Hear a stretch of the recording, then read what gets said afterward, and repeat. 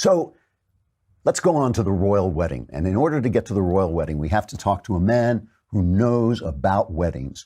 And that, of course, is Princess Michael Knowles, who is about to get married himself. Michael Knowles, who, like me, has a podcast here on the Daily Wire.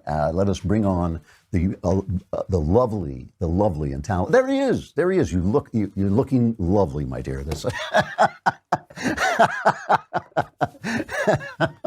Yeah, I mean, you are. I come to you. I have to tell you, I had no idea. I woke up. Was it Saturday? I woke up on Saturday and I look at my Twitter feed and I thought, oh, there's a royal wedding. And you know how my wife almost knocked me out. She, what do you mean you don't know there's a royal? Well, I knew there was a royal wedding, but I was not really paying attention. But you are about to have it's a little different, your wedding, because with this, it was a commoner actually marrying into royalty. With you, it's a princess being dragged down into the seventh circle somewhere. Yes, that's right. Although fortunately, at least I think my wedding will be much more aristocratic and traditional than that travesty that occurred across the pond. I can't believe you made me watch this thing. Was it bad? I delayed watching it because the thing took place at 4 a.m. on the Pacific. And so I said, okay, I'll just watch the highlights. And that way I can avoid all of the craziness. Of course, I end up getting sucked in. I watched the entire thing.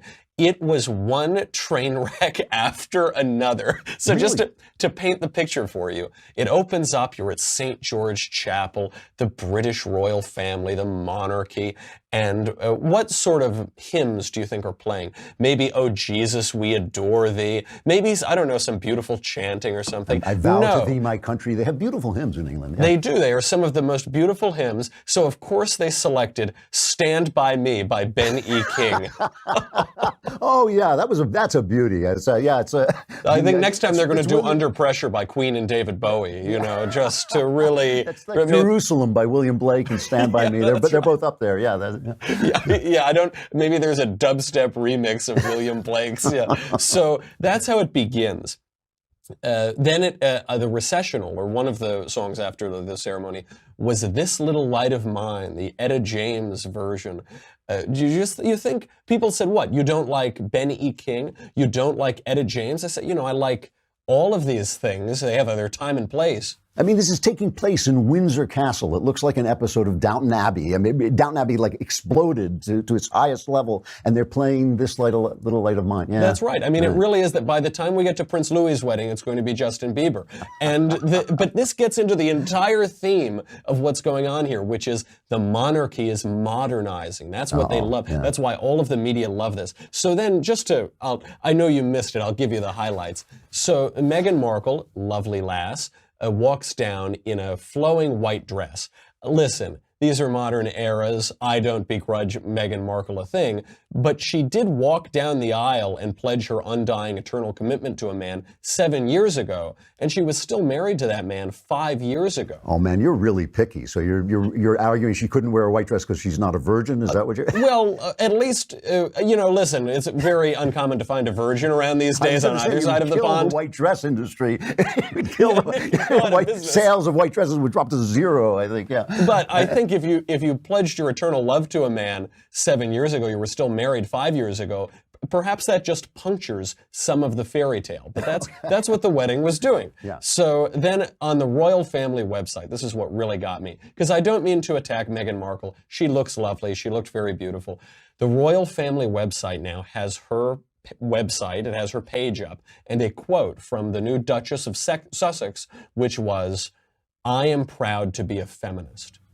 Did you ever think you'd see the day on the royal family website? I weep. I weep for Europe and the glory of Europe extinguished forever. Then, of course, came the priest. This was an Episcopal bishop named Michael Curry. I can't even describe it for you. Do we have a clip of it? Who love are born of God and know God. Those who do not love do not know God. Why? For God is love. There's power in love. There's power in love to help and heal when nothing else can. If you cannot preach like Peter, and you cannot pray like Paul, you just tell the love of Jesus, how he died to save us all. Oh, that's the balm in Gilead. This way of love, it is the way of life.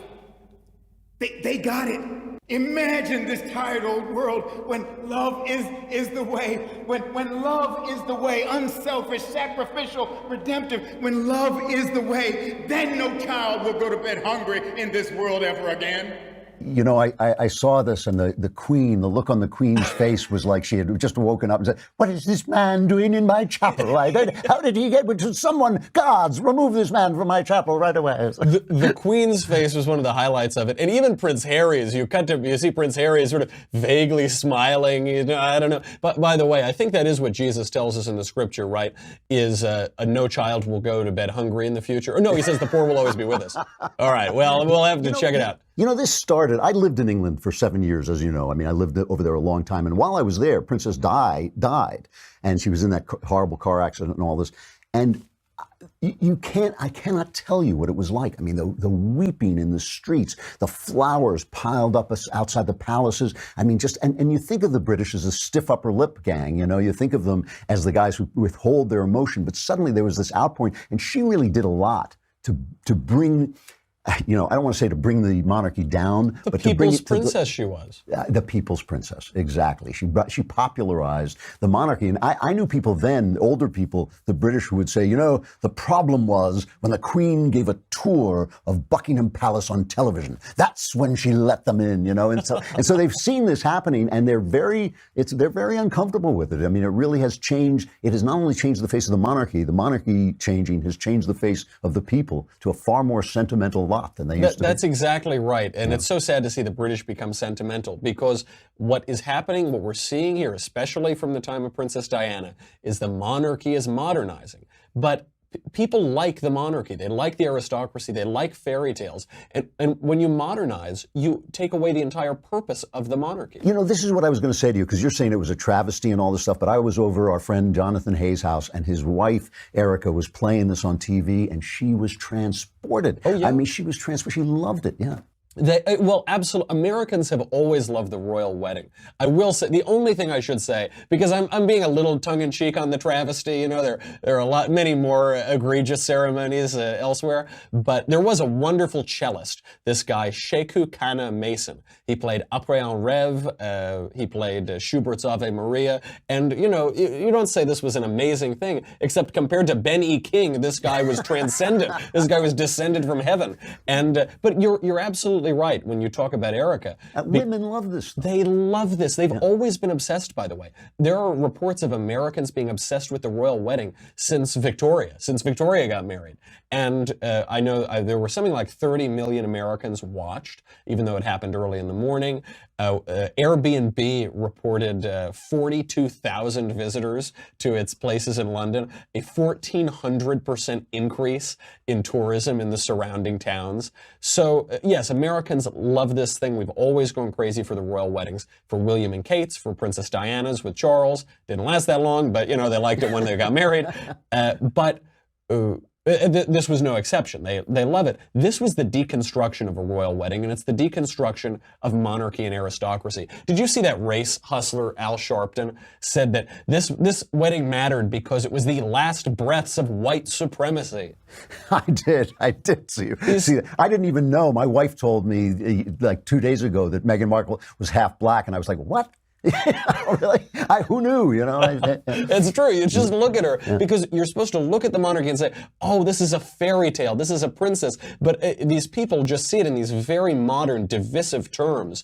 And the mainstream media, they loved that aspect of it. Yeah. So women just love a royal wedding, and they love a fairy tale. Well, so why is it that Disney is under fire for doing fairy tales? Then they say they're not going to do it anymore. That is exactly the right point. It's the person who has written best about this is actually your daughter, Faith Moore. She does great work on this over at PJ Media. I mean, she loves the Disney princess stories, and she hates that they're being feministed, or whatever you want to call it. They're being destroyed by I like that. Yeah, they're being destroyed by feminist complaints about them.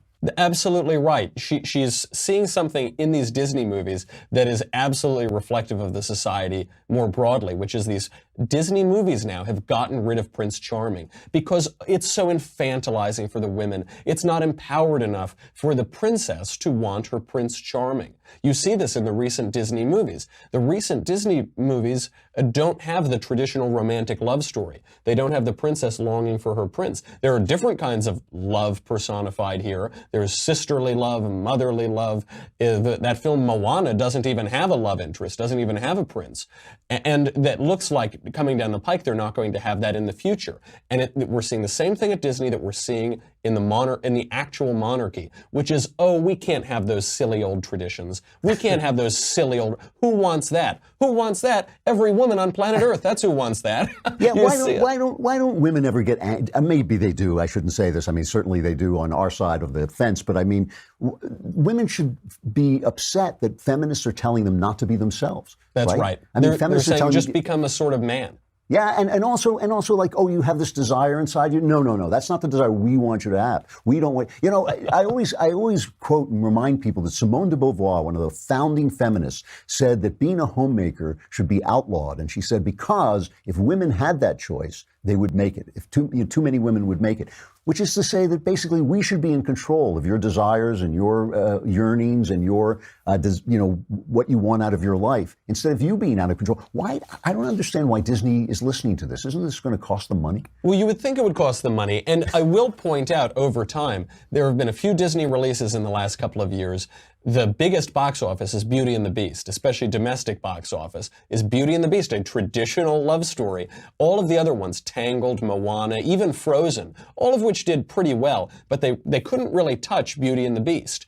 And now Planned Parenthood is saying that we need a Disney princess who's had an abortion. That's going to be their next move. That's what I'm waiting for. I'm standing outside the theater right now. I've got my ticket. I'm holding my ticket in anticipation of seeing that story. You know, one of the things Faith writes about, Faith Moore over at PJ Media writes about it when she's writing about Disney, is that they take it also literally. Mm-hmm. You know, they talk about Beauty and the Beast like she really wants to marry a monster, and they talk about marrying a prince as if that's really just marrying into royalty when we Americans shouldn't care about royalty. But it's all symbolic. I mean, it all shows you that women love the kind of animal side of men, but they also civilize the animal side of men. That is the story of Beauty and the Beast, that she falls in love with this animal man, but by falling in love with him, she also turns him into a human being. It's the story of me and my fiancée, sweet little Elisa. Of course. I mean, I think I've lived through this. Maybe you'll be turned from a beast. And I've seen absolutely no sign of it so far, but I'm hoping that will happen. Michael Knowles, thank you very much for coming on. I'm glad you watched this because I didn't want to. And it was important to look at and see aristocracy just become democracy and fill us all with that modern malaise, but c'est la vie. C'est la vie. Well, thanks very much, Knowles. It's good to talk to you. The thing about this is that it really is a fairy tale when they have these weddings, and people should be allowed to enjoy that. I don't see why that's a problem, and I don't see even conservatives were kind of making noise and saying, "Oh, well, we broke away from Britain, so we shouldn't have to watch this." But no, this just symbolizes the prince symbolizes an ideal man. The aristocracy, the monarchy symbolizes the fact that a woman wants to be treated as a princess, wants to be treated as an elevated kind of person. These are not bad things. These are human things. This is part of our story, part of who we are. And I think the left has been just trying to browbeat us out of our human nature, browbeat us out of our sexual nature, browbeat us out of our genders. And I don't see why we should let them. I do not see why we should let them. And I don't see why companies like Disney even kowtow to them at all.